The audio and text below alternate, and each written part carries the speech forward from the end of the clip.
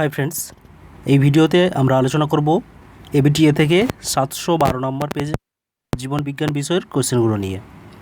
তো তোমরা দেখছো এখানে কিন্তু আমরা যেখান থেকে সেখান থেকে কোশ্চেনগুলো আলোচনা করছি, কারণ আমরা সেই সমস্ত পেজগুলোকে চুজ করছি যেগুলো থেকে কনসেপচুয়াল কোশ্চেনগুলো রয়েছে। তো দেখো এইভাবে কিন্তু আমরা পুরো টেস্ট পেপার কমপ্লিট করে নেব কয়েকদিনের মধ্যেই। চলো তাহলে এখন প্রথম প্রশ্ন শুরু করি।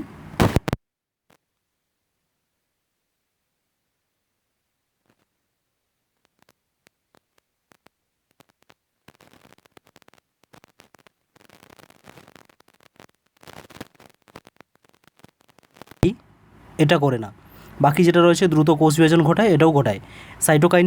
সাইটোকাইনেসিস কোষ বিভাজন ঘটায়, ঠিক আছে। আর এখানে বোল্টিংয়ের জন্য দায়ী নয়, ঠিক আছে। তাহলে এখানে সঠিক উত্তর হবে অপশান সি। বোল্টিং মানে কি? বোল্টিং হচ্ছে পর্বমধ্যের যে দৈর্ঘ্য বৃদ্ধি, তাকেই বলা হয় বোল্টিং, ঠিক আছে। এটা কে করে থাকে? এটা করে থাকে জিববেরেলিন। তারপরে 2 নম্বর কোশ্চেন রয়েছে, এখানে একটা স্তম্ভ দিয়ে দিয়েছে, সেখান থেকে ম্যাচ করো। দেখো অ্যান্টিকিটোজেনিক হরমোন এর সঙ্গে কোনটা হবে? অ্যান্টিকিটোজেনিক হরমোন কাকে বলা হয়? ইনসুলিনকে। আর ইনসুলিন কী করে? ডায়াবেটিস মেলিটাসের জন্য দায়ী, তাহলে এখানে এটা হবে 2। ক্যালোরিজেনিক হরমোন কাকে বলা হয়? থাইরক্সিনকে। থাইরক্সিনের জন্য হয় ক্রেটিনিজম, কম ক্ষরণে। আর অ্যান্টিডাইউরেটিক হচ্ছে এডিএইচ, সেটা কী করে? Diabetes insipidus. তাহলে এইভাবে তোমরা দেখে নিও কোনটার সঙ্গে ম্যাচ হচ্ছে, অপশানটা চুজ করে নিও। নেক্সট রয়েছে সঠিক জোড়াটি নির্বাচন করো। এখানে রয়েছে প্যারামোসিয়ামের ক্ষণপদ, এটা তো ভুল রয়েছে। জিয়ার্ডিয়া ফ্লাজেলা, এইটা সঠিক হবে। অ্যামিবার সিলিয়া নয়, আর মাছের পেক্টোরালিস মেজর থাকে না। এখানে সঠিক হলো অপশান বি। জিয়ার্ডিয়া এক ধরনের আদ্যপ্রাণী, তার যে গমন অঙ্গ সেটা হলো ফ্লাজেলা। জিয়ার্ডিয়ার জন্য বিভিন্ন ধরনের যে পেটের অসুখগুলো, ডায়রিয়া হয়ে থাকে, ঠিক আছে। 1.4 উপযোজনে প্রধান সাহায্যকারী হলো কোনটা? লেন্স, কোরোয়েড, রেটিনা, সিলিয়ারি পেশি। প্রধান যে অংশ সেটা হলো সিলিয়ারি পেশি। সিলিয়ারি পেশি প্রধান ভূমিকা পালন করে থাকে উপযোজনে।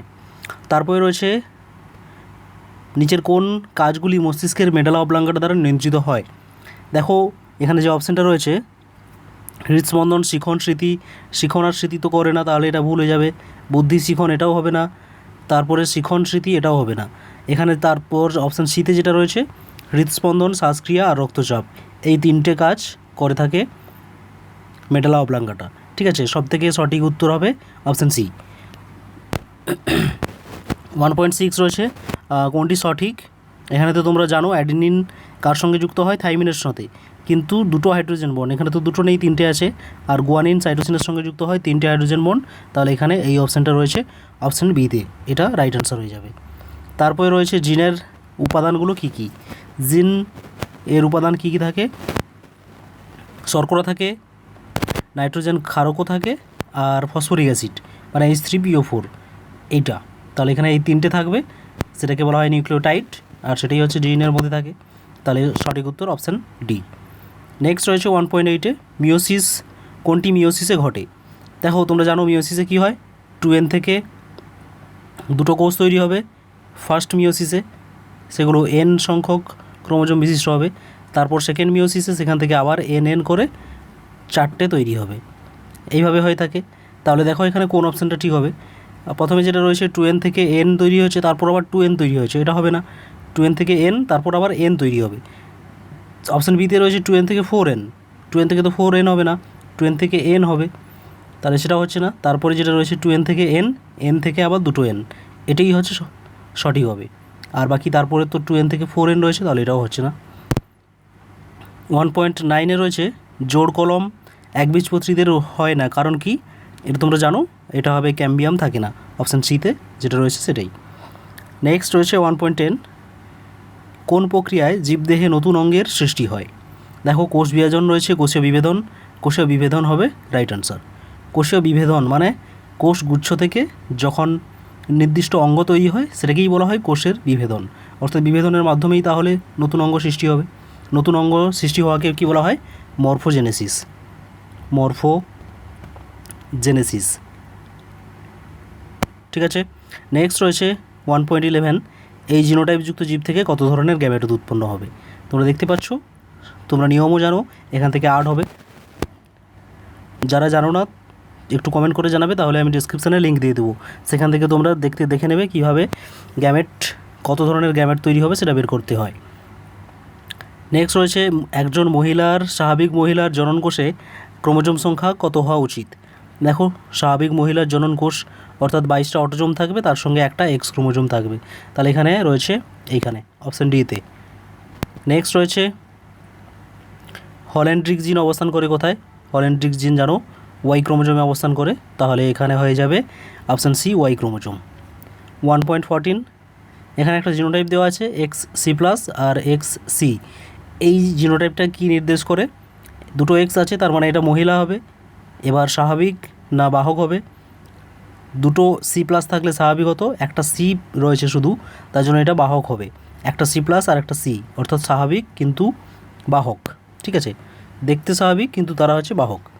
নেক্সট রয়েছে রাজকীয় হিমোফিলিয়া কোন ফ্যাক্টরের অভাবে হয়। রাজকীয় হিমোফিলিয়া, যেটা হিমোফিলিয়া এ বলা হয়, সেটা হচ্ছে ফ্যাক্টর 8, একে অ্যান্টি হিমোফিলিক ফ্যাক্টর বলা হয়। নেক্সট 2.1-এ মঞ্চাডালের পার্শ্বপত্রকে যে চলন দেখা যায় সেটা জানো প্রকরণ চলন হবে। উদ্ভিদ কোষের সাইটোকাইনেসিস ড্যাশ কণিকার দ্বারা সংগঠিত হয়। দেখো, উদ্ভিদ কোষের যে সাইটোকাইনেসিস, সেখানে যে কণিকাগুলো সাহায্য করে, অর্থাৎ যে থলিগুলো ভেসিকেলগুলো, সেগুলোকে বলা হয় ফ্রাগমোপ্লাস্ট। এই ফ্রাগমোপ্লাস্টগুলো একসঙ্গে যুক্ত হয়ে কোষপাত গঠন করে, ঠিক আছে, তাহলে এখানে ফ্রাগমোপ্লাস্ট সঠিক হবে। দুটো হ্যাপ্লয়েড গ্যামেটের মিলনে যে ডিপ্লয়েড কোষ তৈরি হয় তাকে কী বলা হয়, ডিপ্লয়েড জাইগোট হবে, ঠিক আছে, diploid zygote. 2.4 fight or flight প্রতিক্রিয়ার জন্য দায়ী হরমোনের নাম কি। ফাইট অর ফ্লাইট এটা কী করে, অ্যাড্রিনালিন হরমোন। যুদ্ধ করো অথবা সেখান থেকে পালিয়ে যাও, এটা হচ্ছে অ্যাড্রিনালিন, ঠিক আছে, জরুরিকালীন হরমোন যেটাকে বলা হয় সেটাই। 2.5 ড্যাশ হলো মেন্ডেলের স্বাধীন বিন্যাস সূত্রের একটি ব্যতিক্রমী ঘটনা। দেখো, স্বাধীন বিন্যাস সূত্রের যেটা ব্যতিক্রম সেটাকে বলা হয় লিঙ্কেজ।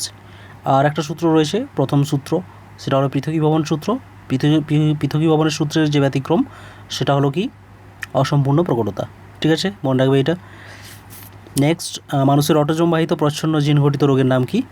অটোজোমবাহিত প্রচ্ছন্ন জিন সিকেল সেল হবে, সিকেল সেল অ্যানিমিয়া, থ্যালাসেমিয়া রয়েছে এগুলো। তারপরে রয়েছে সত্য মিথ্যা 2.7-এ পিটুইটারি গ্রন্থি অন্তঃক্ষরাতন্ত্র ও স্নায়ুতন্ত্রের মধ্যে যোগসূত্র স্থাপন করে, এটা সঠিক হবে। পিটুইটারি গ্রন্থি অন্তঃক্ষরা গ্রন্থির সঙ্গে স্নায়ুতন্ত্রের সংযোগ স্থাপন করে, এটা সঠিক। তারপর রয়েছে মানব ভ্রূণ বিকশিত হতে 360 দিন সময় লাগে, এটা ভুল হবে, এটার সময় লাগে কত, 280 দিন, ঠিক আছে। 2.9 এক্সটেনসর পেশি পাশাপাশি থাকা দুটি অস্থিকে দূরে সরে যেতে সাহায্য করে, এটা ঠিকই রয়েছে। তারপর যেটা রয়েছে 2.10 দ্বিসংকর জননে F2 জনিতে 16 ধরনের জিনোটাইপ পাওয়া যায়, এটা ভুল হবে, 16 না 9 ধরনের পাওয়া যায়, 9 ধরন, ঠিক আছে। সেটা কি কি হয়, 1:2, 2:2, 2:2, 4:2, 1:2, 2:2, 1:2, 2:2, 1, হিসাব করে দেখে নাও 9টা আছে, 1, 2, 3, 4, 5, 6, 7, 8, 9, এই 9 ধরনের জিনোটাইপ পাওয়া যায়। ডিএনএতে উপস্থিত কিন্তু আরএনএতে অনুপস্থিত যে ক্ষারকটি সেটা হলো ইউরাসিল, এটা ভুল হবে। ইউরাসিল ডিএনএতে থাকে, আরএনএতে থাকে না। ইউরাসিল আরএনএতে থাকে, ডিএনএতে থাকে না, ঠিক আছে, এটা ভুল রয়েছে। নীল বর্ণান্ধতার জন্য দায়ী যে ক্রোমোজোম সেটা 7 নম্বর অটোজোম, এটা ঠিকই রয়েছে, ঠিক আছে। তোমরা জানো লাল বর্ণান্ধতা আর সবুজ বর্ণান্ধতা এক্স ক্রোমোজোম দ্বারা হয়, আর নীল বর্ণান্ধতা অটোজোম দ্বারা নিয়ন্ত্রিত হয়, এটা হচ্ছে 7 নম্বর অটোজোম দ্বারা নিয়ন্ত্রিত হয়। নেক্সট রয়েছে স্তম্ভ বিস্তম্ভ। দেখো, বহু বিভাজন তো তোমরা জানো প্লাজমোডিয়ামে হয়ে থাকে। গৌণখাঁজ অঞ্চলে NOR থাকে, অর্থাৎ নিউক্লিওলার অর্গানাইজার রিজিয়ন। লাল বর্ণান্ধতা রয়েছে, প্রোটোনোপিয়া বলা হয় লাল বর্ণান্ধতাকে। বীজ ও ভ্রূণের সুপ্তাবস্থা ভঙ্গ করতে জিব্বেরেলিন হরমোন সাহায্য করে। তারপরে মানুষের স্বাভাবিক জীব হচ্ছে প্রচ্ছন্ন বৈশিষ্ট্য, রোলার জীব প্রকট বৈশিষ্ট্য। সান্দ্র তরল প্রতিসারক মাধ্যম হিসাবে কাজ করে কে, সান্দ্র তরল প্রতিসারক মাধ্যম হিসাবে ভিট্রিয়াস হিউমার কাজ করে, যেটা রয়েছে লেন্স আর রেটিনার মাঝখানে। তারপরে বিসদৃশ্য কোনটা হবে, মাইলিন শীথ, র্যানভিয়ার পর্ব, নিজিলদানা, সোয়ান কোষ, এগুলোর মধ্যে আলাদা হবে নিজিলদানা, কারণ নিজিলদানা এই যে এগুলো রয়েছে মাইলিন শীথ, র্যানভিয়ার পর্ব আর সোয়ান কোষ, এগুলো অ্যাকশনে থাকে, কিন্তু নিজিলদানা অ্যাকশনে থাকে না। তারপর রয়েছে গ্লাইকোজেনোলাইসিস প্রক্রিয়ায় কোন হরমোন সাহায্য করে। গ্লাইকোজেনোলাইসিস মানে কি? গ্লাইকোজেন থেকে গ্লুকোজ তৈরির যে পদ্ধতি তাকে বলা হয় গ্লাইকোজেনোলাইসিস। তাহলে গ্লুকোজ তৈরি করবে কে? গ্লুকাগন। ঠিক আছে, তাহলে এখানে গ্লুকাগন সঠিক উত্তর। তারপরে শব্দ জোড় রয়েছে। নিউক্লিওলাসের অবলুপ্তি এটা প্রোফেজে হয়ে থাকে। পুনরাবির্ভাব কখন হয়? তোমরা জানো, টেলোফেজ দশা। নেক্সট রয়েছে ভাঁজ করা হাত সোজা হতে এলে কোন পেশি সংকুচিত করতে হবে? ভাঁজ করা হাতকে সোজা করতে গেলে কোন পেশিকে সংকুচিত করতে হবে? ট্রাইসেপস। ঠিক আছে, ট্রাইসেপস। আর ভাঁজ করতে গেলে বাইসেপসকে সংকুচিত করতে হবে। কোরকোদ্গম পদ্ধতিতে বংশবিস্তার করে একটা উদ্ভিদ ও একটা প্রাণীর নাম বলো।